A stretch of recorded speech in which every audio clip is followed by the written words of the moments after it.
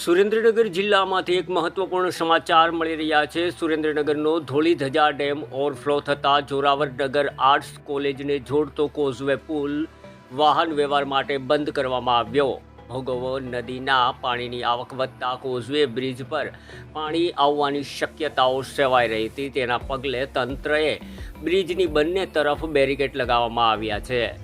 આ સ્થળની જિલ્લા પોલીસ વડાએ પણ કોઝવે પર આવેલા બ્રિજની મુલાકાત લીધી હતી અને જરૂરી સૂચનાઓ તેમાં માર્ગદર્શન આપવામાં આવ્યા હતા અને બંને તરફથી વાહન વ્યવહાર બંધ કરી દેવામાં આવ્યો હતો। બ્યુરો રિપોર્ટ દિનેશ ગામવા સાથે ઋતુલકુમાર ધામેચા, સુરેન્દ્રનગર।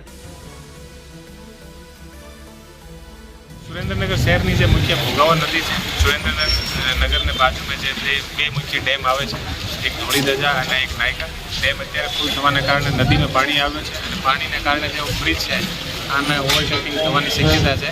એટલા કારણે અત્યારે જે રસ્તો છે એ બંધ કર્યો છે અને જળકુંભીના અત્યધિક ભરાવને કારણે મ્યુનિસિપલ કોર્પોરેશન સાથે મળીને અને અત્યારે ત્યાંથી જળકુંભી નીકાળવામાં આવે છે। સાથે સાથે કોઈ એન્જિનની બનાવ ના પડે એટલા માટે પૂરતી સંખ્યામાં પોલીસનો બંદોબસ્ત મૂક્યો છે। આને અલાવા આખું જે સુરેન્દ્રનગર છે કાલથી રેડ એલર્ટ હોવાના કારણે ખૂબ વરસાદ થઈ છે અને નાના ઘણા બધા રસ્તાઓ બંધ થયા છે।